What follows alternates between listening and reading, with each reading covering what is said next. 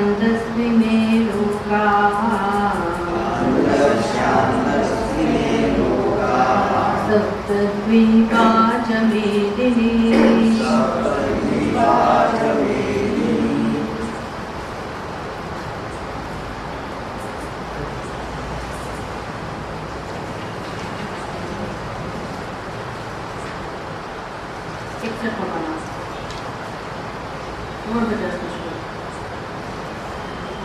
दूरेण ह्यवरं कर्म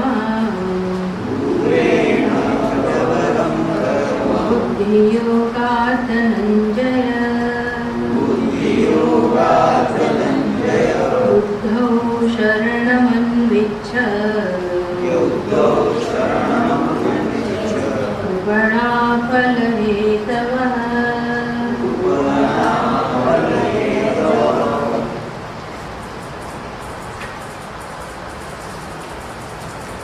કર્મયોગનું મહત્વ સમજાવ્યા પછી ભગવાન અર્જુનને કહે છે કે હે ધનંજય બુદ્ધિ યોગા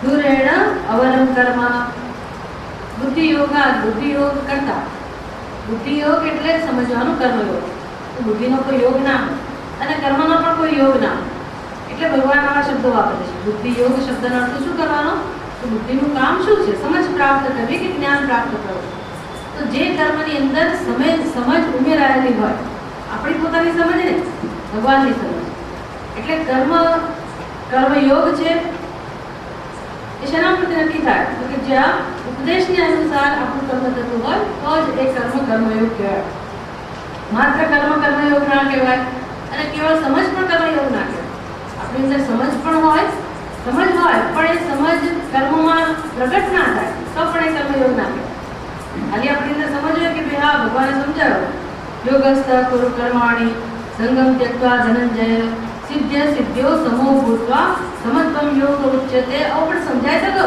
કે હા બરાબર છે જીવનમાં કર્મ કરતી વખતે જ્યારે આપણે સમત્વ રાખવાનું આવે ત્યારે પુરુષાર્થ દ્વારા સમત્વ કેળવવાની વસ્તુ છે કારણ કે આપણી બુદ્ધિમાં વિષમતા સહજ રૂપે છે અજ્ઞાનને કારણે અને ઉપદેશને અનુસરવાથી ધીરે ધીરે આપણા જીવનમાં એક સમત્વ કેળવાતું જાય તો પછી એને યોગ કહેવાય સમત્વમ યોગ ઉચ્યતે હવે સમજ આપણને આવી ગઈ ખબર પણ પડી કે સમત્વ કોને કહેવાય 2 દિવસથી 2 ક્લાસમાં છેલ્લા ચર્ચા કરી કે સમત્વ એટલે શું તો કે કર્મ કરતી વખતે પણ ઈશ્વર હોય અને કર્મ ફળ અનુભવતી વખતે પણ ઈશ્વર આમ જીવનમાં એક દ્રષ્ટિબિંદુ એક અભિગમ એક બહુ સરસ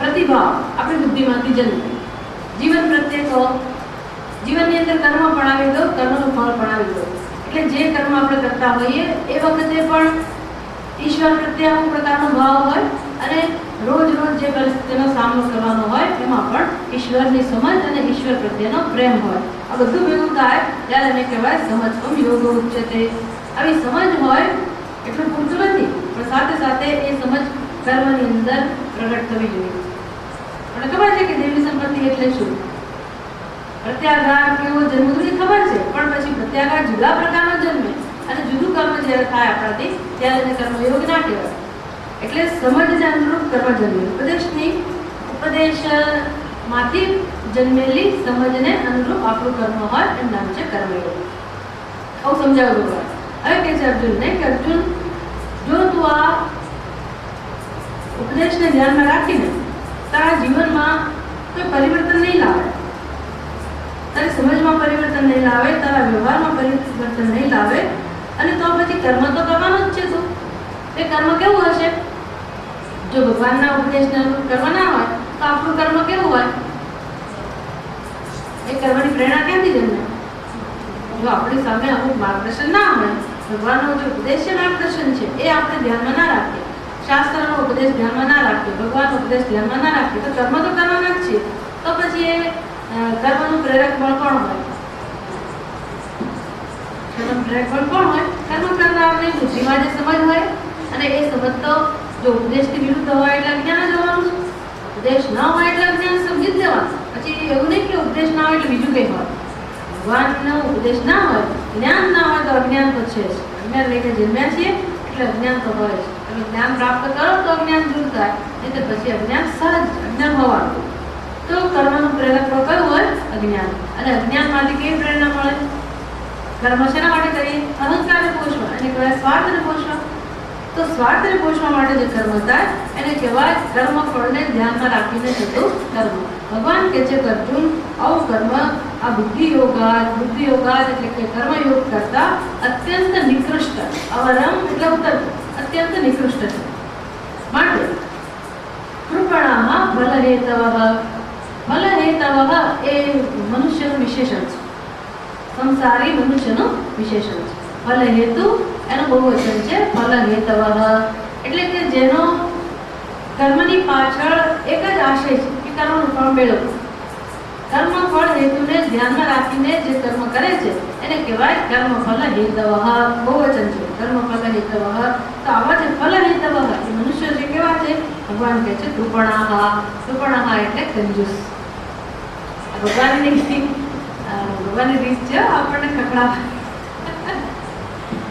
એવા સરસ શબ્દ સંસ્કૃત ભાષામાં બોલે ને આપણે ખરાબ ના લાગે, પણ અંદર એનો ગૂઢ અર્થ બહુ જ હોય કે આપણને કચરો જ ના કરે. કૃપણા એટલે શું? કંજૂસ. આપણે શું કહીએ? ચિંગુસ. આપણી ભાષામાં શું કહીએ? અહીંયા અમદાવાદમાં શું કહે છે?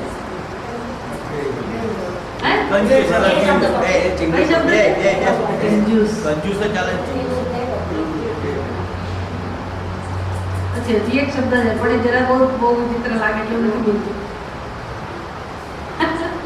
ઘણા શબ્દો છે એ આપણને કોઈ કહે ને તો આપણને તો બહુ ત્રાસ લાગે કે આવું અપમાન કરાય.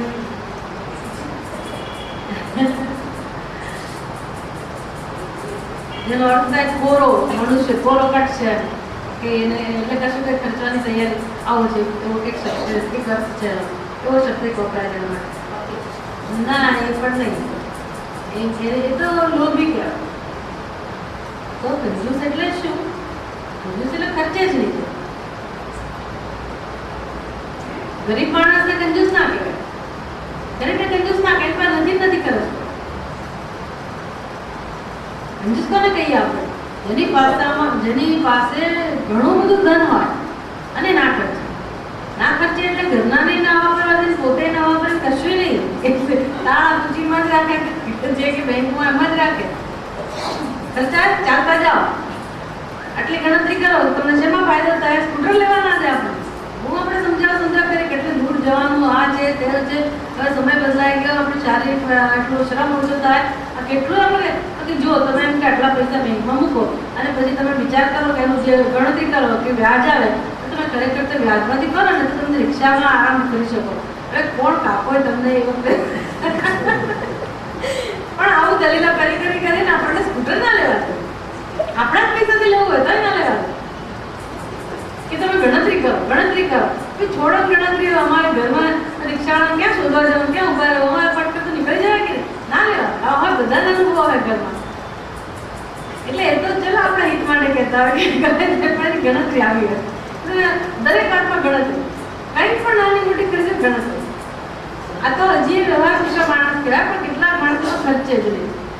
સામેથી કોઈ બીજા પૈસા આપે તોય ના ખર્ચે, પાછા એના જ નામ મૂકી આવીએ છીએ. તો આ ઘણા લોકો હોય ખર્ચે જ નહીં. પૈસા ખૂબ હોય પણ ચાંટિયા થોડી આમ જાય તેમ જાય દરેક કરે. અરે ભાઈ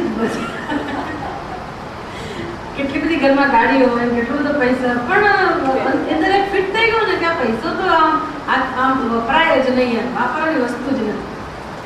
એવા લોકો હોય છતાંય ના હોય. અને છોકરાઓ બધું બહુ ઉડાડી દે, પણ આ બિચારો માણસ એ બિચારી માં કાંઠિયા ઘસી આવી જાય, ત્યાં જાય પેલા ઉચકી પાછી. એટલે આપણે બધી પાસે સેવા આપીએ કે તમે આ કરો તે કરો, બધું ઉચકી લાવે. પણ જોવાય નહીં આ બધું અંદરથી આપણને કે આ પણ અમે શું કરો? એવું નથી કે કોઈ કહે છે, કોઈ ફરજ પાડે છે એવું નથી કે તમે ચાલતા જાઓ. હવે એનું કોઈ પૂછનારું નથી તમે ગાડીમાં ફરો, આ કરો તે કરો, પણ ના બસ એવું ખર્ચે કોણ? નાનપણમાં ઉછરાવે જે તેના માતા પિતા છે એ અંદરનું ચાલતું. પણ અહીંયા એવા માણસની વાત નથી, અહીંયા તો એનાથી ખરાબ માણસની વાત છે. કેવો માણસ? પોતે ના વાપરે, ઘરનાને કશું કઈ કોઈ પ્રકારનો ખર્ચો જ નહીં, એને કે કંજૂસ. એટલે પૈસો ન હોવો અને ન ખર્ચો તો કંજૂસ ના કહેવાય. પણ પૈસો હોય અને તમે ના ખર્ચો તો જ એને કંજૂસ કહેવાય. એટલે ભગવાન આવું કહે છે, કંજૂસ છે આ લોકો. કેમ કંજૂસ છે? બુદ્ધિ આપી છે બધાને, એટલી બધી આપી છે કે વાત ના પૂછો. બુદ્ધિ તો ભગવાને બધાને ખુલ્લા હાથે જ આપી છે ને, કે રાગે દ્વેષ નથી બતાવ્યો. તો આપણને લાગે કે આ માણસ બુદ્ધિમાન છે, આ માણસ બુદ્ધિમાન નથી. બધા બુદ્ધિમાન હોય પણ પોતપોતાના ક્ષેત્રમાં, દરેકનું પોતાનું ક્ષેત્ર હોય. તો ખરેખર તો બુદ્ધિ ભગવાને આપી છે શેના માટે? શેના માટે આપી છે ભાઈ? તો ઉત્તમમાં ઉત્તમ વસ્તુ બુદ્ધિ દ્વારા મેળવી શકાય. અને જીવનના બધા જ પ્રશ્નનો ઉકેલ જો બુદ્ધિ દ્વારા આવી શકતો હોય તો પછી મનુષ્ય બુદ્ધિનો ઉપયોગ કરવો જોઈએ. ખરું કે ભાઈ? તમે એમ કહો કે ભાઈ મને સગવડતા નથી, મારા નસીબમાં નથી, કે ભગવાનની કૃપા નથી, ભગવાન ના સ્વીકારે. આપણે બોલ ભલે કરીએ કે મારા જીવનમાં નથી, મને સૂઝ્યું જ નહીં, મારો પ્રારબ્ધ નથી, મારા પર ઈશ્વરની કૃપા નથી, ભલે બોલ કરીએ. પણ જો આપણે પહેલેથી જ શાસ્ત્રને આદર આપતા હોઈએ, સત્સંગને આદર આપતા હોઈએ, તો એટલી તો સમજ આપણે મેળવી જ હોય કે જીવનમાં સુખી થવાનો ઉપાય છે. ભગવાને આ ઉપાય રાખેલો છે. અને આપણે તો ભગવદ્ ગીતા કેટલી બધી વાર કરી ગયા, કેટલી વાર ઉપનિષદ ભણી ગયા, કેટલી વાર પ્રકરણ ગ્રંથ ભણી ગયા. એટલે બીજું કંઈ નહીં તો આપણી બુદ્ધિમાં એક નિર્ણય તો બહુ સ્પષ્ટ રીતે દ્રઢ થઈ જવો જોઈએ કે જીવનમાં દુઃખમાંથી બહાર આવવાનો ઉપાય છે. સંપૂર્ણપણે બધા જ પ્રકારના દુઃખમાંથી બહાર આવવાનો ઉપાય આપેલો છે. કયો ઉપાય આપેલો છે? ક્યાં આપેલો છે ભાઈ? ક્યાં જવું મારે દુઃખમાંથી બહાર આવવા માટે? ક્યાં જવું? કોની પાસે જવું? આત્માવારે દ્રષ્ટવ્ય. આટલું તો યાદ રહે ને, શાસ્ત્રનો ઉપદેશ છે આટલો. કયો? આત્માવારે દ્રષ્ટવ્ય. અને જ્યારે સમય મળે ત્યારે, જ્યારે ઈચ્છા થાય ત્યારે, જ્યારે તને ઈચ્છા થાય કે દુઃખમાંથી છૂટવું જ છે, હવે આવું નહીં ચાલે, હવે જીવનમાં આવું બધું રગસ્યા ગાડું આવું નહીં ચાલે, સુખે ચાલે જરા જરા, દુઃખે ચાલે, બસ હોતી ચલતી, આવું જીવન નહીં પોસાય. એવું જ્યારે અંદરથી થશે કે મારે જીવનમાં જાણીને જ રહેવું છે, મારે મારો ઉદ્ધાર કરીને જ રહેવું છે, અને હવે કોઈ પ્રકારનું દુઃખ સહન નથી જ કરવું, તો જ્યારે થશે ત્યારે કોની યાદ આવશે? શાસ્ત્રની યાદ આવશે. એક શાસ્ત્રમાં હું કહું છું ખરું. કોણે કહું હતું? યાજ્ઞવલ્ક્ય વલ્કે મુનિએ કહું છું. કોને કહું હતું? એની અત્યંત પ્રિય એવી પત્નીને કહું છું, મૈત્રેયીને કહું છું. ક્યારે કહું હતું? જ્યારે પોતે બધી અઢળક સંપત્તિ અને બધું છોડીને, પોતે જ્ઞાની હતા છતાં બધું છોડીને જ્યારે જઈ રહ્યા હતા, સંન્યાસ લઈ રહ્યા હતા, ત્યારે મૈત્રેયે પૂછ્યું કે મહારાજ શું કામ તમે જાઓ છો? અને પછી મૈત્રેયી પૂછતી ગઈ યાજ્ઞવલ્ક્ય જવાબ આપતા ગયા. છેલ્લે મૈત્રેયી કહે કે મહારાજ એ વસ્તુ તો મારે જોઈએ છે, તમને જે અમૃતત્વની ઈચ્છા છે એ અમૃતત્વ તો મને પણ જોઈએ છે. શેનાથી મળે મને કહો? મને કહેવાય જીવનમાં રસ નથી, મને આ સંસારમાં રસ નથી, મારે મુક્તિ જોઈએ છે. મુક્તિનો ઉપાય કહો છો. અને મુનિએ શું કહ્યું? આત્માવારે દ્રષ્ટવ્ય. કે હે મૈત્રેયી, જીવનમાં પોતાના સ્વરૂપને જાણવું જ જોઈએ, આત્માનું દર્શન થવું જ જોઈએ. દર્શન કઈ રીતે કરવું મહારાજ? એટલે કદાચ સાધન આપ્યું. આત્માવારે શ્રોતવ્ય, આત્માવારે મંતવ્ય, આત્માવારે નિધિધ્યાસિતવ્ય. આ ભૂલાવું ના જોઈએ. આ બધા આ વાક્યો ભૂલાવા ના જોઈએ. બધા મહામંત્ર જેવા છે. ક્યારેક આપણને સમજાશે, અત્યારે ભલે મહત્વ ના સમજે, ક્યારેક સમજાશે કે આવું કંઈક છે ખરું, આવતા જન્મમાં કામમાં આવશે. આ સ્મૃતિ થઈ ગયો, આ જન્મમાં નહીં તો આવતા જન્મ ક્યારેક કામમાં આવશે, બધા ભૂલી જાય. એટલે આત્માવારે દ્રષ્ટવ્ય, આત્માનું જ્ઞાન. દ્રષ્ટવ્ય એટલે આત્માને જોવાનું નથી, આત્માને જાણવાનું છે. આત્માનું દર્શન થવું જ જોઈએ. એટલે કે જીવન એના માટે. દર્શનનો ઉપાય કહો? દર્શન એટલે જ્ઞાન. જ્ઞાનનો ઉપાય કહો? શ્રવણ, મનન અને નિધ્યાસન.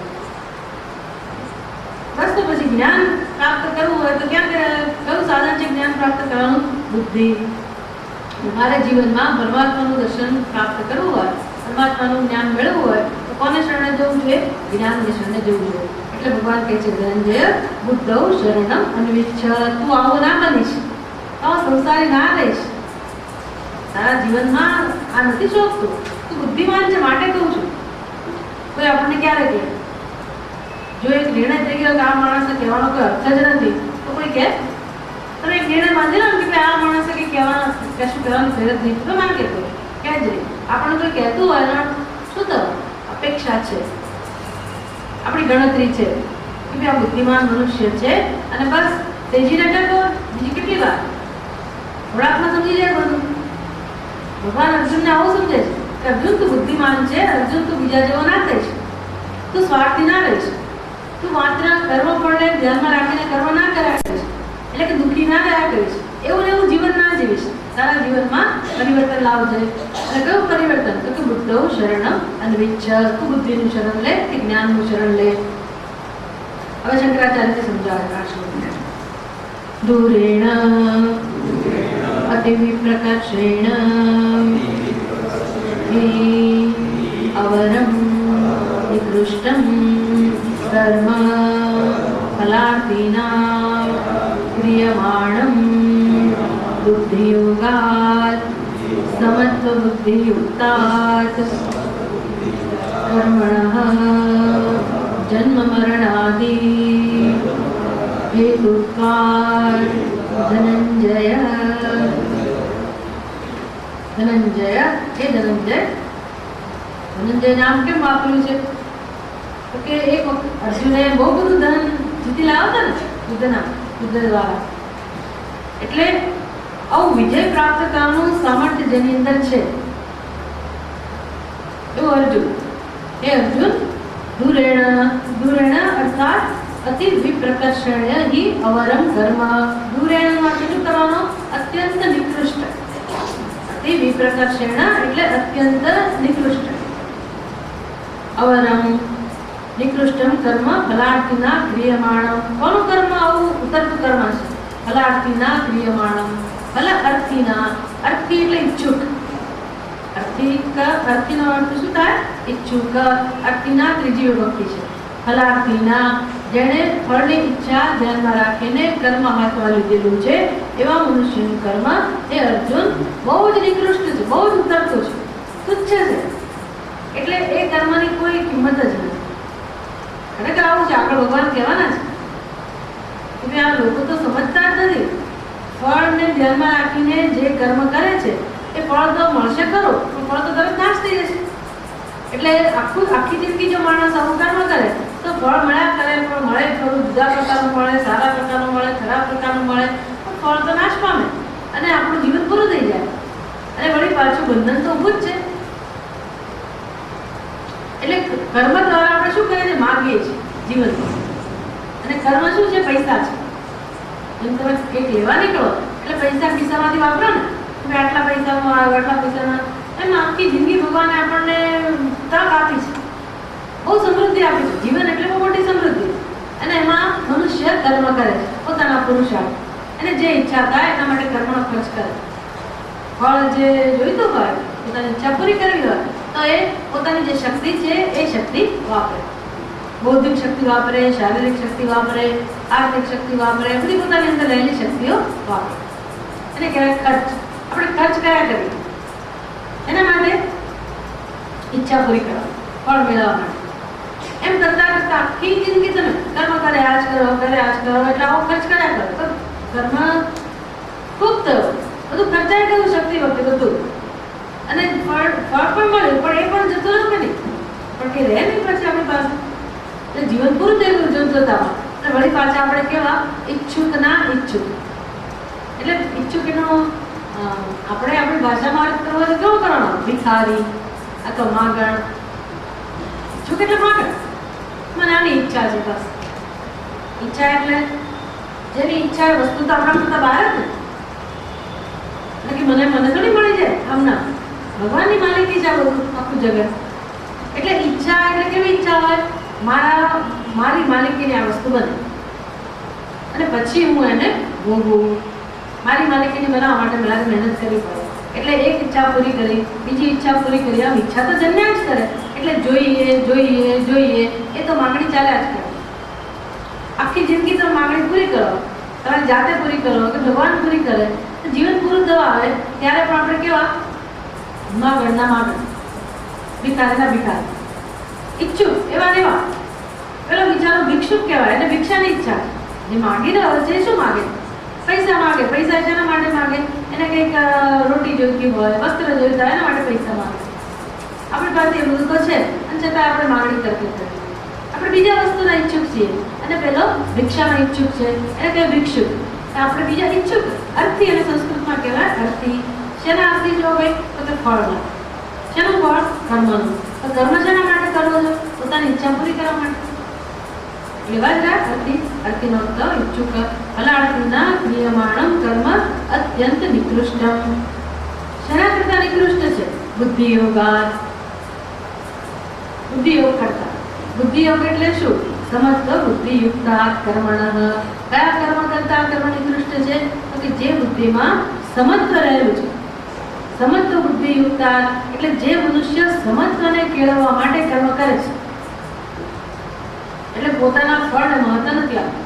જો પોતાના ફળને એટલે પોતાની ઈચ્છાને મહત્વ જે નથી આપતો, એના માટે કર્મ ફળ મહત્વનું રહેતું નથી. સીધો અને સરળ નિયમ છે. જ્યારે આપણે કોઈ પણ કર્મ હાથમાં લઈએ, કોઈ પણ કર્મ, આપણું એ કર્તવ્ય કર્મ હોય, રોજબરોજનું કર્મ હોય, ઘરનું નાનું મોટું કર્મ હોય, કોઈ પણ કર્મ જે ધર્મને અનુરૂપ છે, એ કર્મ જ્યારે આપણે હાથમાં લઈએ ત્યારે એ કર્મમાં આપણી ઈચ્છા મહત્વની ના હોય. ઈચ્છા હોય ભલે, પણ ઈચ્છા મહત્વની ના હોય. માની લો તો પછી કર્મનું ફળ જે આવે એના માટે આપણે તૈયાર હોઈએ કે ના હોઈએ? જો આપણે મારી ઈચ્છા મહત્વની ના હોય અને હું કર્મ હાથમાં લઉં તો પછી જે ફળવા માટે તૈયાર હો કે ના હોય? કર્મના ફળ કેટલા પ્રકારના હોય? કર્મના ફળ કેટલા પ્રકારના? 2 પ્રકારના. સફળતા અને નિષ્ફળ. કોઈ પણ કર્મ હોય એનું ફળ 2 પ્રકારનું આવે, કાં તો સફળતા અને કાં તો નિષ્ફળ. આપણે છે ને, આપણને શું ગમે? સફળતા. એટલે સફળતાને ધ્યાનમાં રાખીને કર્મ કરવું એનો વાંધો નથી. આપણે કે નિષ્ફળતાને ધ્યાન રાખીને કર્મ ના કરીએ. આપણે ઈચ્છીએ કે સફળતા મળે, પણ સફળતા મળે જ એવો મારો આગ્રહ ના. હું કર્મ કરું, હું પ્રેમથી કર્મ કરું, બસ પૂરેપૂરી સાવધાનીથી કર્મ કરું, પૂરેપૂરી સમજથી નિષ્ઠાથી મારું કર્મ સેવાની ભાવનાથી કરું. અને પછી ફળ માટે મારી બુદ્ધિ શું વિચારે, કઈ ગણતરી હોય? સફળતા મળે એવી ગણતરી ના હોય, મારી ઈચ્છા પૂરી થાય એવી ગણતરી ના હોય. ત્યારે કેવી ગણતરી હોય? કર્મ ફળ ભગવાન નક્કી કરે છે, એમને જે આપવું હોય એ આપે. એનો અર્થ સમજ. આવી સમજથી જ્યારે કર્મ થાય ત્યારે પોતાની ઈચ્છા મહત્વની ના રહે. કોની ઈચ્છા મહત્વની બની જાય? કોની ઈચ્છા મહત્વની બને? ઈશ્વરની, પરમાત્મા. એમના નમસ્કાર. એ કર્મ ખરેખર કર્મ છે, કારણ કે એ કર્મ નહીં બાંધે. જો મેં આગ્રહ રાખ્યો કે મારી ઈચ્છા પ્રમાણે જ મને ફળ મળે, તો એ કર્મ ફળ મને બાંધશે. કેવી રીતે બાંધશે ભાઈ? આ વારંવાર આવશે આ વસ્તુ, કારણ કે આજ આપણો પ્રશ્ન છે ને જીવનનો. બીજા કયા પ્રશ્નો છે? બીજું કશું જાણવાનું નથી કે જીવનમાં આ જ જાણવાનું છે. દુઃખ આપતું હોય તો કોણ આપે છે? આ જ વસ્તુ આપે છે. મને નિષ્ફળતા મળી, મારું ધાર્યું ના થયું, મારા જીવનમાં આવું થયું, મારા જીવનમાં પહેલું થયું. બસ જે રોજ રોજ થાય છે, થયા કરે છે, અને એમાંથી જે દુઃખ જન્મે છે, દુઃખ જન્મે એટલે મારી બુદ્ધિ એવું જ્યારે જાહેર કરે કે હું દુઃખી, આના કારણે હું દુઃખી, એમના બંધન. એટલે કોણે મને બંધન ઉત્પન્ન કર્યું? કોણે બાંધ્યા આપણને? કર્મ ફળે. કયા કર્મ ફળે મને બાંધવાનું નક્કી કોના દ્વારા થયું? તો કે કર્મ ફળ. જ્યારે નિષ્ફળતા મળ્યું ત્યારે મારી બુદ્ધિએ શું કહ્યું? હું નિષ્ફળ. હું નિષ્ફળ એટલે હું દુઃખી, એટલે બંધાય. નિષ્ફળતા મળે એટલે બંધાય ના જઈએ. નિષ્ફળતા મળે એટલે ના બંધાઈ જઈએ. ક્યારે બંધાઈ જઈએ? નિષ્ફળતા મળે અને જ્યારે આપણી બુદ્ધિ એવું કહે કે આ નિષ્ફળતા મારી, એટલે નિષ્ફળ હું મને સ્વીકાર્ય ના હો, એનો અર્થ છે હું દુઃખી. અને મારી બુદ્ધિ એ નિષ્ફળતાની સાથે પોતાના સ્વરૂપને જોડે છે અને એ રીતે કર્મફળ આપણને બાંધે છે. સફળતાની સાથે પણ એવું છે. હું સફળ, બસ પૂરું થઈ ગયું. મારી સફળતા, મેં કર્મ કર્યું, મારી સફળતા. એ હું સફળ એટલે સુખ કે દુઃખ? હું સફળ એવો ખ્યાલ હોય બુદ્ધિમાં એટલે કયો અનુભવ જન્મે? સુખનો કે દુઃખનો? સુખનો અનુભવ ભલે જન્મે. આ બધું થવાનું. આ ઈશ્વરનું સર્જન છે. એ થાય ખરું કે હું સફળ એટલે સુખનો અનુભવ જરૂર થાય, પણ એને કારણે હું સુખી એવું જો હું માનું તો એ કર્મફળ મને બાંધે છે. અને કર્મફળ નિષ્ફળતા અને એને કારણે હું દુઃખી એવું જો હું માનું તો નિષ્ફળતા રૂપી કર્મફળ મને બાંધે છે. બસ આટલો જ ફેરફાર કરવાનો, આટલો જ. કર્મફળ જે આવે તે સફળતા કે નિષ્ફળતા, પણ એ મારી સફળતા કહી એટલે મને બાંધે, મારી નિષ્ફળતા કહું એટલે મને બાંધે. પણ સફળતા નિષ્ફળતા બંને માત્ર ફળ જ છે, ઈશ્વર દ્વારા મળે છે અને ઈશ્વર એનો નિયામક છે. ઈશ્વરને ભલે જે આપવું એ આપે. એક નિષ્ફળતા આપે એટલે કે હું દુઃખી ના થઈ જવું, અને દુઃખી કરવા મને નિષ્ફળતા નથી આપતો, કંઈક કારણ છે એનું આપે છે. એને પણ હું માથે ચડાવું, જેમ તુલસીનું પત્ર માથે ચડાવીએ. વિભૂતિ કેવી આપણે પ્રેમથી સ્વીકારીએ, જળ કેવું સ્વીકારીએ ભગવાનના મંદિરમાંથી, એ માને પણ સ્વીકારું. આ પ્રકારનો અભિગમ એ કર્મયોગીનું લક્ષણ છે. તો મનુષ્યના જીવનમાં સ્વસ્થતા હોય, તો મનુષ્યના જીવનમાં શાંતિ હોય, તો પછી એ ભગવાન સાથે ધીરે ધીરે એકાકાર થઈ જવો છે એવું કહેવાય. આવા સમત્વ બુદ્ધિયુક્તા કર્મણઃ અવરમ નિકૃષ્ટમ કર્મ. પેલું જે કર્મ છે, જે ઈચ્છાને ધ્યાનમાં રાખીને થતું કર્મ, એ અત્યંત નિકૃષ્ટ છે. કેમ આવું કહો છો ભગવાન? તો કે જન્મ મરણાદિ હેતુત્વાદ. પેલું કર્મ શું આપશે? પેલું સ્વાર્થથી થયેલું કર્મ એ તમને શું આપશે? જન્મ અને મૃત્યુ. માણસ આટલું સમજી જાય ને ત્યારે બહુ ઉદ્ધાર થઈ જાય, બહુ મોટો ઉદ્ધાર થઈ જાય. મોક્ષ એટલે તમે આત્મજ્ઞાનનો નિષ્ઠા પ્રાપ્ત કરો પછી તમારો ઉદ્ધાર થાય તો જુદી વસ્તુ છે. પણ અત્યારે મારા જીવનમાં જે સ્વસ્થતાને શાંતિ લાવી હોય તો કયો અભિગમ કામમાં આવે, કઈ સમજ કામમાં આવે? આ સમજ.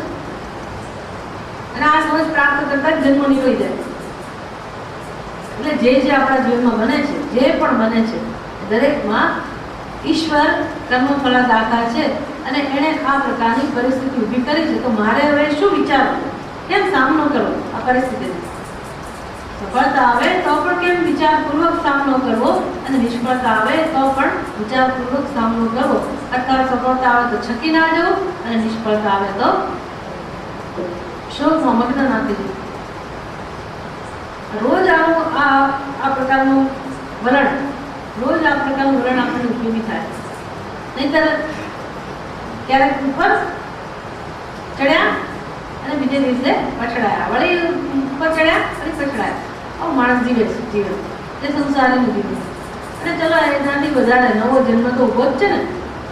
નવો જન્મ, નવું મૃત્યુ એ તો ચાલુ જ છે પાછું. એટલે કે છે જન્મ મરણાદિ હેતુત્વાદ. હોવાથી અર્જુન કર્મયોગીનું કર્મ ઘણું ચડી આવ્યું છે. યતઃ એવં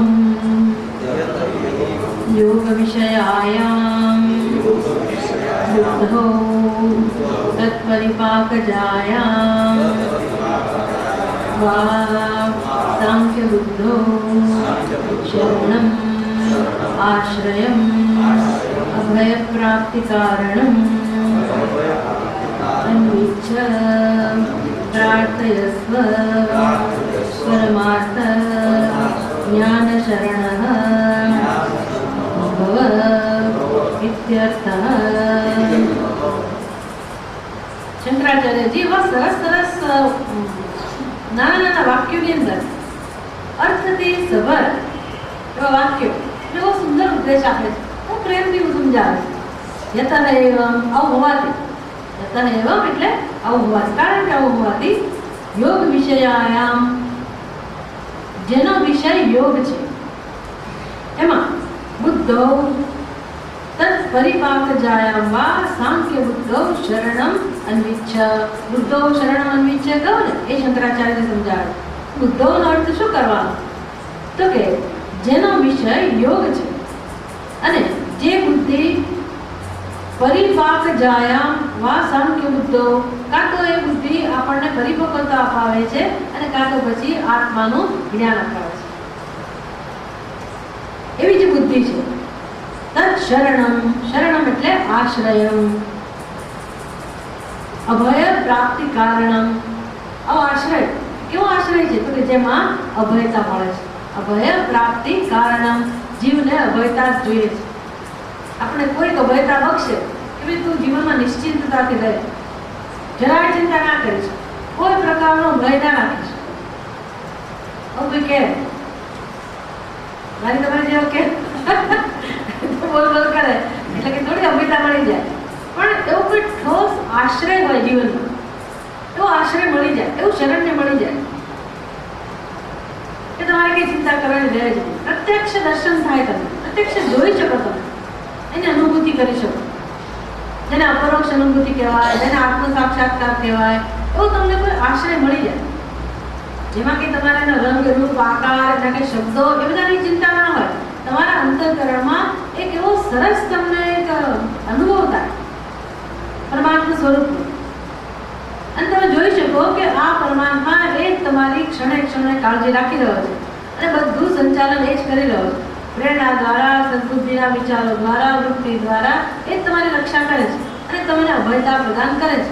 એ જ ખરો રક્ષક છે, એ જ ખરો સુહૃદ છે, એ જ ખરા માતા પિતા છે, એ જ કરતા હરતા છે અને સર્વ કંઈ એ જ છે. આવું જ્યારે આપણી બુદ્ધિ સ્પષ્ટ રીતે સમજી શકે, ખરેખર આવું જ છે જગતમાં, આવું જ છે.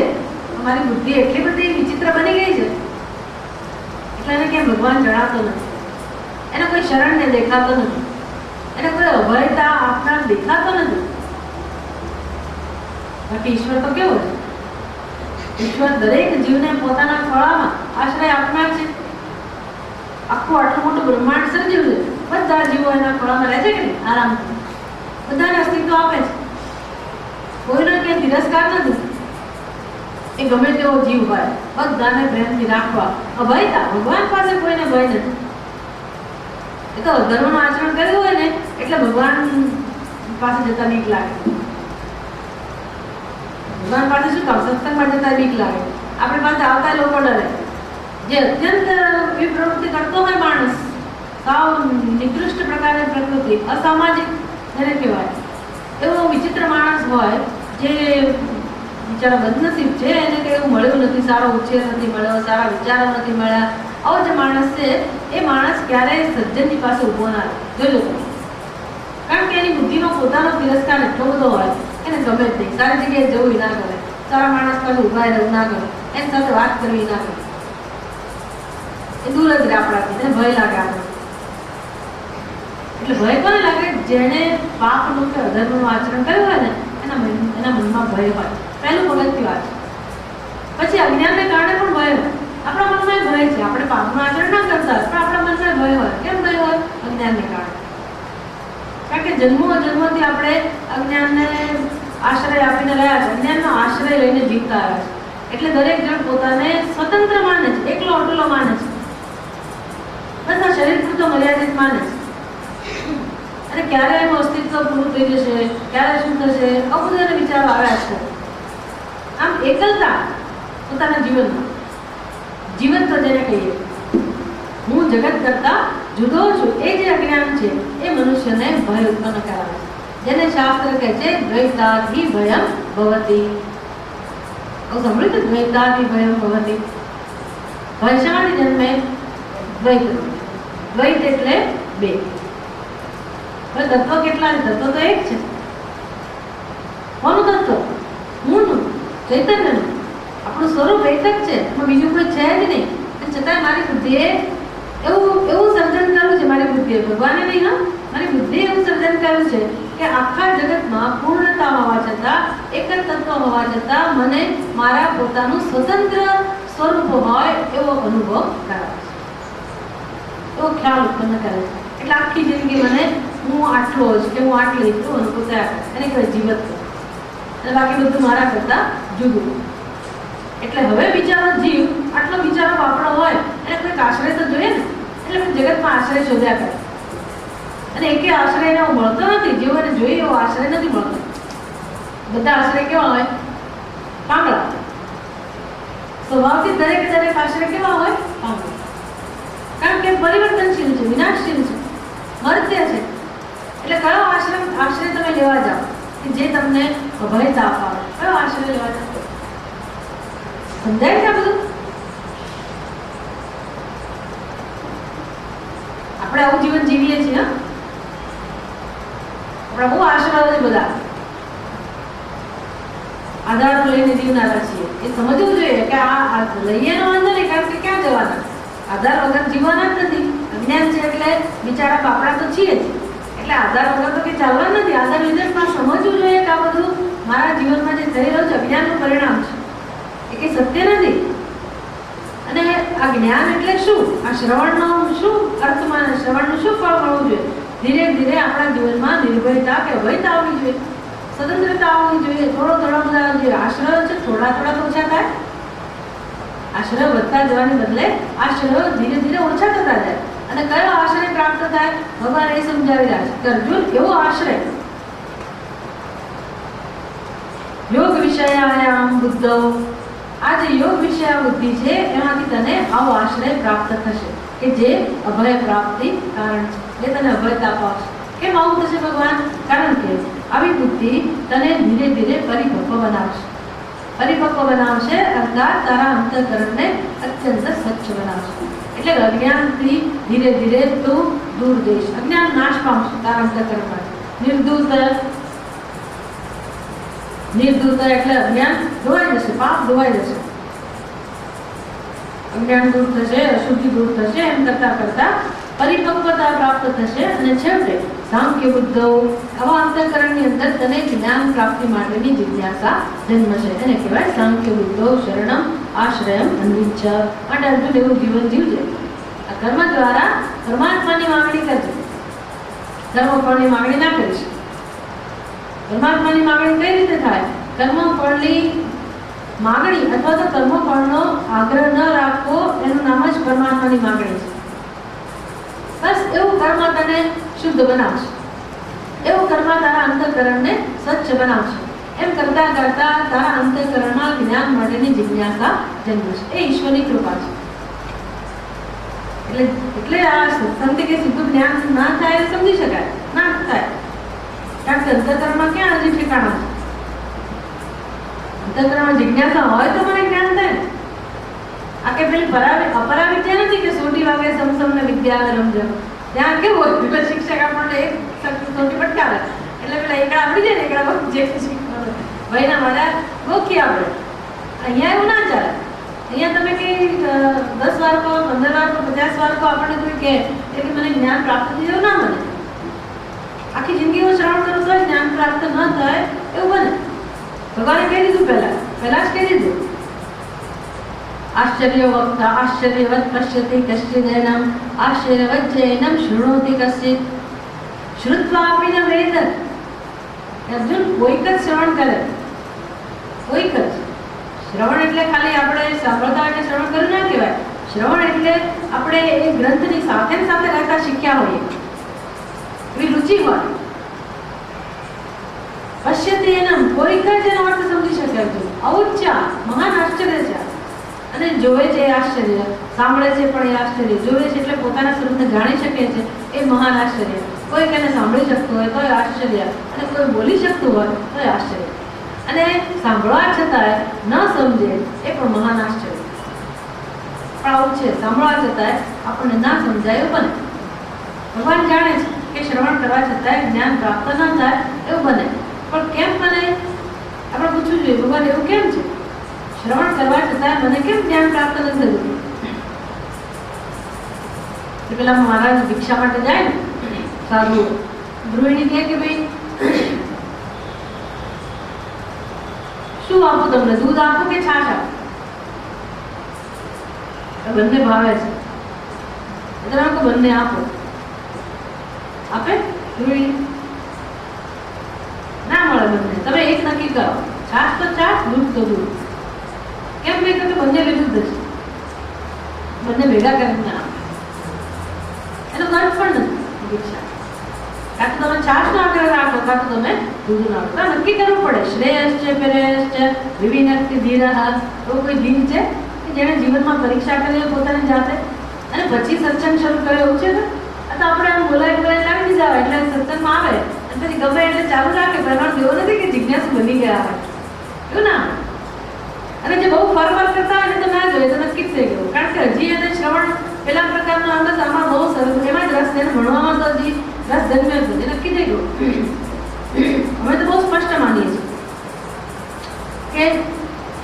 શાસ્ત્રમાં એક ધાર્યું એક જ જગ્યાએથી વ્યવસ્થિત રીતે માર્ગદર્શન મળ્યા કરે અને આપણે એક પછી એક શ્લોક ભણ્યા કરીએ એ વિદ્યાર્થીનું લક્ષણ છે. ભણવામાં રુચિ હોવી એ બહુ જ મહત્વનું ક્વોલિફિકેશન.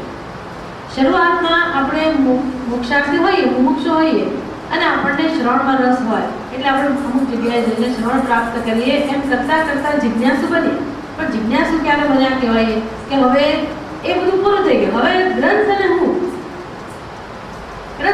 અને તમને જ્યાં ગમે ત્યાં જેની પાસે ગમે ત્યાં એક ધારું તમે શ્રવણ કરો, એક ધારું તમે શીખો.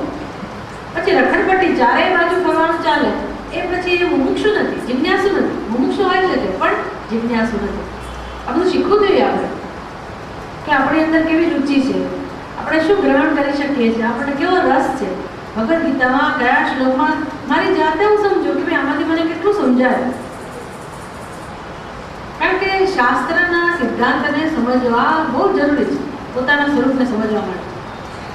એટલે ગીતાનો એક શ્લોક તમે સમજો તો પછી એક શ્લોક દરેક શ્લોક સમજો તો 700 શ્લોક તમે સમજી શકો. અને 700 શ્લોક તમે સમજી ગયા હો તો પછી એક શ્લોકનો અર્થ સમજો. આવું ગીતાનો નિયમ છે. હવે અડધું ગીતા જ ભણવું પછી વાંચી જાઉં ત્યાં જાઉં બધું ચાલ્યા કરે એ વિદ્યાર્થીનું લક્ષણ નથી. એ મોક્ષાર્થી માટે બરાબર છે. તમે રસિક હોય છો કરું બને પણ વિદ્યાર્થી નથી, જિજ્ઞાસુ નથી. એ તો નક્કી થઈ જ છે. આપણે ચેક કરવું જોઈએ કે આપણા જીવનમાં એવું ક્યાં થશે. જ્યાંથી સમજાય ત્યાંથી ત્યાં જવું, પણ નિયમિત રીતે જવું. એવો નિયમ રાખવો. તમારા ભલા માટે છે બધા નિયમો. કોઈને એવું આપેલું નથી કે અહીંયા જાઓ ત્યાં જાઓ, પણ એક ધારું તમે કરશો તો તમારી મહેનત તમને ફળશે.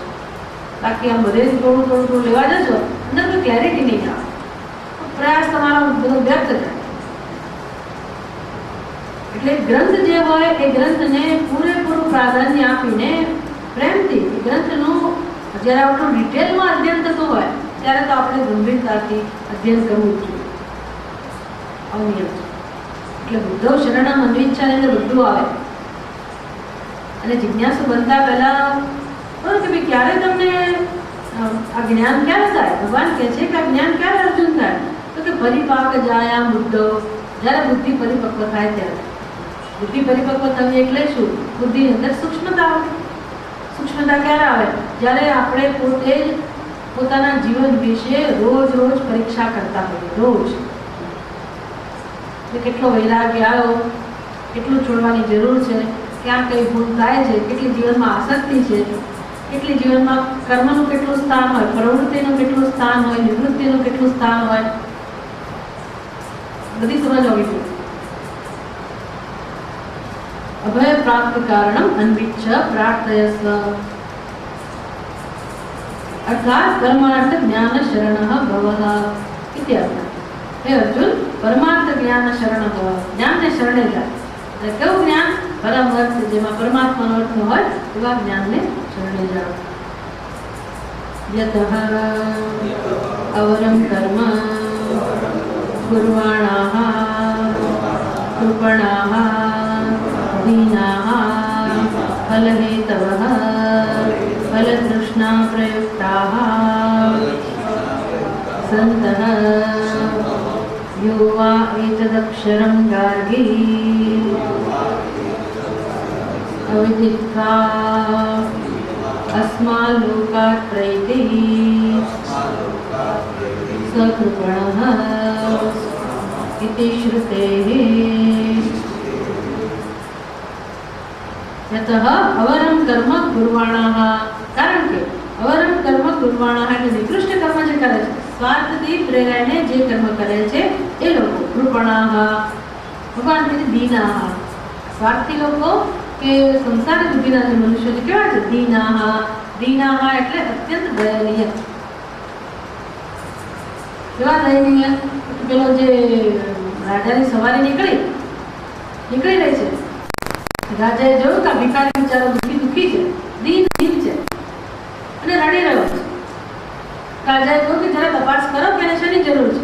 રાજાના માણસો ગયા અને પૂછ્યું કે કેમ તું દુઃખી છે, આટલો બધો દુઃખ કેમ છે તારા જીવનમાં? તો મહારાજ, મારું એક જ ભિક્ષા પાત્ર હતું, એ ભિક્ષા પાત્ર તૂટી ગયું. એટલે રાજાએ તો કહ્યું કે ભાઈ આને કહેજો કે જે જોઈએ તે માંગી લે, હું આપીશ ને. તો કોની જવાબદારી થઈ? રાજાએ કહી દીધું જે જોઈએ તેને પણ આપીશ. જવાબદારી કોની થઈ? ભિક્ષુકની. એને શું માંગ્યું ખબર? એક મને શું જોઈએ તારે? તો કઈક ભિક્ષા પત્ર લાવી દો. બસ એને એમ કારણથી મારું દુઃખ ટળી જશે. થોડું વધારે વિચાર્યું હોય કે કોણ આપે છે, કોણ આપે? આપણા જેવા આપવા ગયા ને એક ભિક્ષા બસ વધારે કઈ નથી જોઈતું, હું આટલો સંતુષ્ટ, આટલામાં સંતુષ્ટ. પણ કોણ આપે છે? રાજા આપે છે. અને એ નગર આપવા તૈયાર છે. એટલે કે કાયમ માટે તારી દરિદ્રતા દૂર કરવાનું સામર્થ્ય જેની અંદર છે એવા તને સામેથી આપવાની ઈચ્છા બતાવે. તો માંગવાની જવાબદારી તમારી થઈ ગઈ. શું માંગવું? પછી તમે પાછી પાણી કરો તો તમે ચૂકી ગયા. પછી માંગવું તો શું માંગવું? કાયમ માટે તમારું દારિદ્ર્ય પીઠ એવું માંગે. એમ ભગવાને મનુષ્યનો જન્મ આપ્યો. કેમ? તો કે આ જીવ બહુ વખતથી રડતો હતો, બહુ દુઃખી હતો બિચારો, બહુ જ લાગણી કરતો હતો. ભગવાનને દયા આવે કે આ શું જોઈએ છે, શું જોઈએ છે? મનુષ્યનો દયા આપો, એનો ઉદ્ધાર થઈ જાય. આપ્યો આપણને. તો પછી શું આપે? મનુષ્યનો દયા આપ્યો છે એના માટે હંમેશ માટે આપણે આ જન્મમાંથી છૂટી જઈએ, જન્મ મૃત્યુમાંથી છૂટી જઈએ હંમેશ માટે. કેવી રીતે છૂટી જઈએ? પોતાના સ્વરૂપને જાણીએ તો. પોતાના સ્વરૂપને ક્યારે જાણીએ? જ્યારે આપણા અંતઃકરણમાં જિજ્ઞાસા જન્મે. ત્યારે અંતઃકરણમાં જિજ્ઞાસા ક્યારે જન્મે? અંતઃકરણ શુદ્ધ હોય ત્યારે. અંતઃકરણ શુદ્ધ ક્યારે થાય? જ્યારે આપણા જીવનમાં કર્મયોગ હોય, ઈશ્વરનું સ્થાન હોય, ઈશ્વરને ધ્યાનમાં રાખીને આપણે કર્મ કરતા હોઈએ. ભક્તિ હોય, સેવા હોય, સત્સંગ હોય, શ્રવણ હોય, મનન હોય, ગુરુ સેવા હોય, ગુરુ હોય, આ બધું હોય તો. અને નહીતર પછી પેલું જન્મ મરણ આપનારું કર્મ ચાલુ રહેશે. એટલે કે છે યતઃ અવરમ કર્મ કૃપણાઃ દીનાઃ. એટલે મનુષ્ય ઈચ્છે તો હંમેશ માટે આ દીનત્વમાંથી મુક્ત થઈ શકે. એની બદલે ફલ હેતવ અર્થાત ફલ તૃષ્ણા પ્રયુક્તાઃ સંતઃ. બસ એનું મન શેમાં આસક્ત છે? કર્મફળમાં. કર્મફળ મેળવવું એટલું જ એને ગમે છે. મારી ઈચ્છા પૂરી થાય. જ્યારે જ્યારે ભગવાન શું જોઈએ છે એટલે મંદિરમાં એટલે આપણે સમજી લઈએ આપવા બેઠો છે જઈએ લાલો કે મંદિરમાં કે આમ ના મેં નિયમ મંદિરમાં તો જવું છે. બહુ સારો નિયમ છે ભાઈ, પણ જવું એટલે શું કામ? કંઈક હોય ને, કંઈક તો કહીએ ને, રોજ ના કહીએ પણ થોડાક દિવસે એકવાર તો ભગવાનને કહીએ ને કે ભગવાન આટલું આટલું જોઈએ જરા. જ્યારે જ્યારે જઈએ ભગવાન પાસે તો આપણે કંઈક માંગણી મૂકીએ કે આટલી ઈચ્છા છે, આવું છે, તેવું છે. એ ના નથી, બધું માગીએ પણ મુખ્ય વસ્તુ નથી ન માગીએ તો પછી મુશ્કેલ. ભલે જીવનમાં જરૂરી હોય બધું માગો પણ મુખ્ય વસ્તુ કઈ માગવી જોઈએ? આપણે જેમ પેલો સંકલ્પ કરીએ ને પૂજા કરતી વખતે, શ્રદ્ધા ભક્તિ દ્વારા તત્શ્રદ્ધા ભક્તિ દ્વારા મલ વિક્ષેપ આવરણ ક્ષયાર્થમ આત્મજ્ઞાન સિદ્ધ્યર્થમ ઈશ્વર પ્રસાદ સિદ્ધ્યર્થમ. હવે છે સંકલ્પ પૂજા સાંભળી તો છે ને, કરી ના તો કઈ નહીં, પણ આ બધી પૂજાઓ આપણા આશ્રમમાં જોયું તો છે ને, સંકલ્પ તો જોયા ને બધા કેવા હોય છે, બહુ સ્પષ્ટ હોય છે. અંતઃકરણ શુદ્ધિ દ્વારા મલ વિક્ષેપ આવરણ ક્ષયાર્થમ તત્ પ્રસાદ સિદ્ધ્યર્થમ. એટલે કોના પ્રસાદ? પેલો લાડુ મૂક્યા છે પ્રસાદની સિદ્ધિ માટે, એના પ્રસાદની સિદ્ધિ માટે. જે જે દેવતાની પૂજા થઈ રહી છે એ દેવતાની કૃપા માટે. છેવટે કઈ કૃપા? મોક્ષ. મોક્ષ સિદ્ધ્યર્થમ, આત્મજ્ઞાન સિદ્ધ્યર્થમ. આવું માગીએ તો બરાબર છે. શંકરાચાર્ય તો એના વિરોધી છે. એ તો કર્મયોગમાં વ્યાખ્યા કરી કે તમે બસ તમારું જીવન જીવો, કર્મ કરો, કોઈ પ્રકારની ગણતરી ના રાખો કે મારું અંતઃકરણ શુદ્ધ થાય એવું પણ નહીં. ભગવાનને કરવું હોય તો કરે, બધું ભગવાન ઉપર જ છોડી દો, એવો એમનો તો ઉપદેશ છે, એમનો આદેશ એવો છે. પણ એવા આપણે ના બની શકીએ. એટલા બધા મજબૂત આપણે કેવી રીતે બની શકવાના? તો જોઈએ ને, જરૂરિયાતવાળા આપણને જોઈએ એ ના નથી, ભલે આપણે માગીએ પણ સાથે સાથે આ પણ માગવું જોઈએ કે ભગવાન મારા જીવનમાં આત્મજ્ઞાન તો આવે છે. ક્યારે આવે? મૃત્યુ પહેલા. અત્યારે આ બધું હોય પછી ક્યારેક આત્મજ્ઞાન એવું નહીં. રામકૃષ્ણ પરમહંસ કે પહેલા આ કરી લો. બધા મહાત્માઓ એવું કે પહેલું કામ આ કરી લો, પછી તમે લગ્ન કરો તો વાંધો નહીં, પછી તમારા બાળકો હોય તો વાંધો નહીં, તમારે જે કરો બધું પછી કરજો. પહેલું કામ શું કરો જીવનમાં? જ્યાંથી તમારી અક્કલ કામ કરતી શરૂ થઈ, એ મુશ્કેલી છે ને 60 વર્ષ પછી હજી આપણને સમજાતું નથી કે મારું જીવન શેના માટે. એટલે એ તો બિચારા નાના નાના છોકરાઓ આવે એની પાસે એવું કે 20-25 વર્ષના છોકરાઓ હજી લગ્ન નથી કર્યા એવા છોકરાઓને કે જો તમારા જીવનમાં પહેલું કામ આ થઈ જવું જોઈએ. કયું કામ? ભગવાન સાથે દોસ્તી થઈ જવી જોઈએ, ભગવાનનું મહત્વ સમજાઈ જવું જોઈએ, ભગવાનની ભક્તિ કરતા તમારે શીખી જવું જોઈએ, આરાધના શરૂ થઈ જવી જોઈએ, જ્ઞાન શરૂ થઈ જવું જોઈએ, સત્સંગ શરૂ થઈ જવો જોઈએ. ગીતાનો સત્સંગ એટલે શું? ગીતાનો સત્સંગ એટલે તો જેને કહેવાય ને પારસમણી પ્રાપ્ત થવો જીવનમાં. કેટલો બધો અંદરથી સૂક્ષ્મ ગહન અર્થ, કેટલો બધો સુંદર, કેટલો સુંદર ઉપદેશ, એક એક પ્રશ્નનો ઉકેલ મળે, દરેક વસ્તુનો ઉકેલ મળે. ગીતા કેવી ઉત્તમ વસ્તુ છે કે આપણે જાણીએ.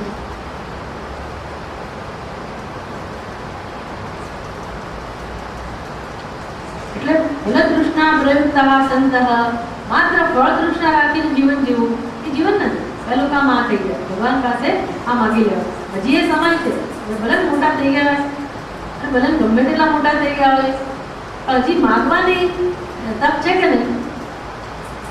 ભગવાન પાસે માગવાની તક છે કે નહીં? અને દરેક કર્મ આપણી પાસે એક તક ઊભી કરે કે શું માગવું.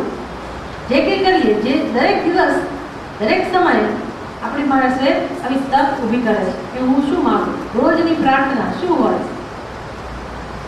નિયમિત પ્રાર્થના તો હોય જ. એવું નહીં કે અમુક જ સમય નવરાત્રિની પ્રાર્થના કરું, એવું નહીં. પ્રાર્થના હોય જ. અને એ પ્રાર્થના કેવી હોય? એટલે કહે છે કે ગાર્ગી યોવા એતદક્ષરમ અવિદિત્વા અસ્માન લોકાત પ્રતિ બૃહદારણ્યક ઉપનિષદની અંદર આવું સમજાવે છે. એટલે આ પ્રકારનો જે સત્સંગ છે જેમાં આત્માના વિષયનું શ્રવણ થતું હોય, એ સત્સંગનો તો એ સત્સંગની ઊંચાઈ એટલી બધી છે અને શાસ્ત્રમાં એટલું બધું મહત્વ છે કે ભલભલા ઋષિમુનિઓ, રાજાઓ, ગાર્ગી છે, મૈત્રેયી છે, આ બધા નિયમિત રીતે સત્સંગ, નિયમિત રીતે શ્રવણ, અને કેટલા બધા વિચક્ષણ બુદ્ધિના એવા તો પ્રશ્નો કરે. ગાર્ગી પોતે એવા પ્રશ્નો કરે એ જમાનામાં, અને ઋષિમુનિઓ પણ કેવા જવાબ આપે, અને કેવી સુંદર રોજ કેવી સુંદર ચર્ચાઓ થતી હોય, અદ્ભુત. પણ એમ થાય કે આ રાજાઓ અઢળક સંપત્તિ આ બધાના માલિક હોવા છતાં પણ આટલો રસ છે ને એમાં, એ કેવું હૃદય હશે. એટલે એને કહેવાય રાજર્ષિ. એટલા ઋષિઓ તો ખરા, રાજા હોય અને ઋષિઓ, રાજર્ષિઓ હોય અને જ્ઞાનીઓ હોય અને નિયમિત સત્સંગ કરતો હોય. આવું જીવન છે. જીવન એટલે આવું જ હોવું જોઈએ.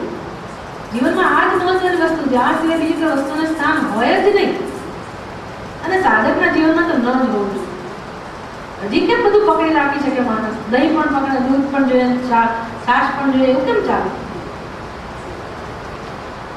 એટલે પરિપાક જાયા એટલે શું? તો કે તમે ભિક્ષા લેવા ગયા તો તમારું પાત્ર સ્વચ્છ હોય તો ગૃહિણી ખીચડી આપે અંદર. તમારે ગરમ ગરમ ઘીને ખીચડી ખાવાની, માટીવાળું પાત્રમાં લઈને જાઉં તો એ આપે તો નકામું, અને એને આપી પણ ના જોઈએ. એમ આપણને ભગવાન ઉપદેશ આપે પણ એ નકામો જાય, આપવો જ ના જોઈએ. એટલે ઉપનિષદ તો ના કે હું પાઠમાં ઉપનિષદની ચર્ચા ના કરે કે ભાઈ અહીંયા ઉપનિષદની ચર્ચા ના, કેમ? તો તમારું બોલેલું નકામું જાય. અથવા તો ઉપનિષદનું અપમાન છે. જેમ તમે પેલું ગણપતિ અથર્વશીર્ષ બોલા એની અંદર ચોખ્ખું લખ્યું હોય કે ભાઈ અયોગ્યાય અશિષ્યાય ન દેયમ, જો આપીશ તો પાપ લાગશે, એવું છે. બ્રહ્મ વિદ્યા જો જેને રસ ના હોય ને આપો, બ્રહ્મ વિદ્યાનું અપમાન છે. અને જો તમે આપો તો તમને પાપ લાગે ખરેખર. એટલે એ તો એ લોકો તો એવી હિંમત કરતા જ નહોતા. એટલે પછી તો કારણ કે હજી એમણે એના માટે ભૂમિકા તૈયાર કરી નથી એના જીવનમાં, અંતઃકરણ તૈયાર થયું નથી. આનો કડક નિયમ છે આ બધા. આટલા માટે બીજું કોઈ કારણ નથી કે આપણને કોઈ આપે તો આપણે બચાવી ના શકીએ. એટલે જેટલું આપણને પચે એટલું આપે શાસ્ત્ર. પણ સમજવું જોઈએ કે આ સત્સંગ ઉત્તમમાં ઉત્તમ પ્રકારનો સત્સંગ. ગીતા, ઉપનિષદ, પ્રકરણ ગ્રંથો, આ બધો જે સત્સંગ છે એ સત્સંગની ઊંચાઈ બહુ જ છે, બહુ સૂક્ષ્મ સ્તરનો સત્સંગ છે. એટલે એને એટલો જ આદર અને પ્રેમ મળવો જ જોઈએ. એ નિષ્ઠાથી થાય, પ્રેમથી થાય તો જ એ આપણી અંદર આત્મસાત થાય, તો આપણે ઉતારી શકીએ આપણા જીવનમાં. એને નિયમ છે. અને એવું નહીં કે હું પછી સંસારે પકડી રાખું ને આને પકડી રાખું, ના ચાલે. સંસાર છોડવાની તૈયારી જોઈએ. તમે તમારા ઘરમાં આમ, તમારા ઘરમાં પેલું છે, તો તમે હજી સાધક નથી, બહુ સ્પષ્ટ થઈ ગયું. ક્યાં સુધી ચાલે? શરૂઆતના 5 વર્ષ ચાલે, પછીના 10 વર્ષ બહુ ચાલે. કેટલા વર્ષ થયા તમને શ્રવણ કરતા કરતા? હવે તો સાધક બનવું જોઈએ કે ના બનવું જોઈએ? અને પછી તમે બધી જગ્યાએ જાઓ, વાંધો નથી, પણ હજી આપણે એવા બનતા નથી. અને પછી તમે હું તો ઉત્તરમાં જાઉં, દક્ષિણમાં જાઉં, બધું ના ચાલે. પછી એક સંપ્રદાયને પકડી રાખવાનું કે જે ગુરુ શિષ્ય જે પરંપરામાં છે ત્યાં જ આપણે જોડાયેલા રહીએ. પછી આમ બધા પ્રકારનું, અમે તો બ્રહ્મકુમારીમાં જઈએ, અમે તો પેલા શિવ બાબામાં જઈએ, પેલા એ ના ચાલે બે. હવે વેદાંત એટલે વેદાંત. પછી એક જે સંપ્રદાય હોય એ સંપ્રદાયની અંદર જ રહેવાનું પછી, અને પછી એ પ્રમાણે તૈયાર થવાનું, ભણવાનું. તો આટલું કહું. એતદ અક્ષરમ અવિદિત્વા. એતદ અક્ષરમ, અક્ષરમ એટલે પોતાનો આત્મા, જે ક્ષરથી રહિત છે. અક્ષર એટલે જે પૂર્ણ બ્રહ્મ છે, પરમાત્મા સ્વરૂપ છે, એવા પોતાના આત્મ સ્વરૂપને અવિદિત્વા એટલે જાણ્યા વગર, પોતાના સ્વરૂપને જાણ્યા વગર જ એ ગાર્ગી અસ્માત લોકાત પ્રયતિ, જે આ શરીરમાંથી વિદાય લે છે. કે જે જીવ મનુષ્યનો જન્મ પ્રાપ્ત થયા પછી પોતાના સ્વરૂપને જાણ્યા વગર જ આ શરીરમાંથી વિદાય લે છે, મૃત્યુ પામે છે. સહ કૃપણઃ. કેવો છે? કંજૂસ. કંજૂસ નો અર્થ તમારે સમજી લેવાનું. ભગવાન કહે તો ચાલે એવું નહીં, બહુ ખરાબ શબ્દ કહેવાય કોઈ પાસે કંજૂસ. એટલે ભગવાનને દુઃખ થાય છે એમ. ખરાબ એટલે બીજી કોઈ રીતે નહીં, ભગવાનને બહુ દુઃખ થતું હશે કે જીવને અમૂલ્ય છે આપ્યો, આટલું કિંમતી શરીર આપ્યું, મનુષ્યની ઉપાધિ આપી, જે નૌકા છે તરી જવા માટે, આટલો ઉત્કૃષ્ટ દેહ આપ્યો, અને આ માણસે વેડફી નાખ્યો. એટલે કે સહ કૃપણઃ ઇતિ શ્રુતે સમત્વ બુદ્ધિયુક્તઃ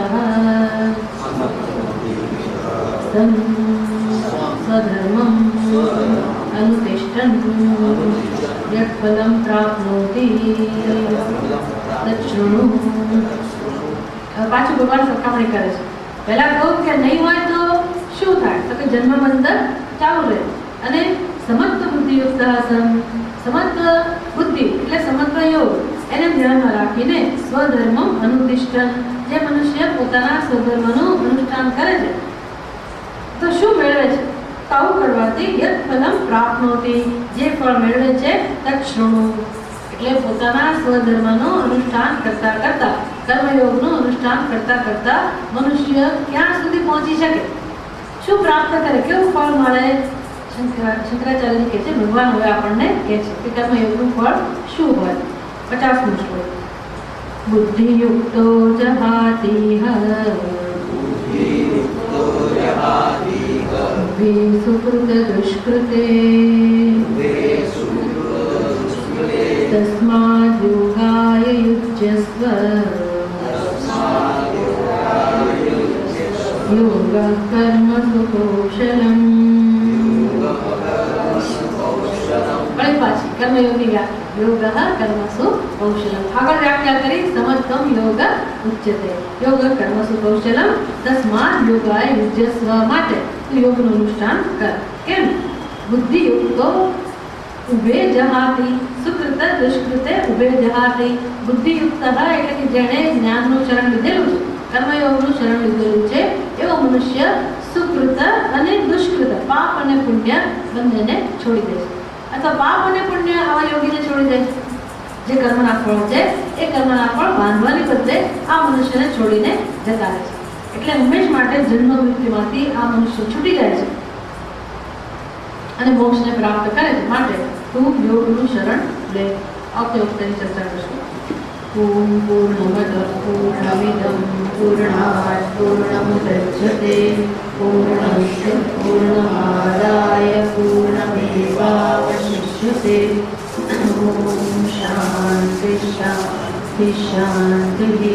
શંકરં શંકરાચાર્યં केशवं बादरायणं सूत्रभाष्यकृतौ वन्दे भगवन्तो पुनः पुनः ईश्वरो गुरुरात्मेति मूर्तिभेदविभागिने व्योमवद्व्याप्तदेहाय दक्षिणामूर्तये नमः। ॐ शान्ति शान्ति शान्तिः। हरिः ओम्। श्री गुरुभ्यो नमः। हरिः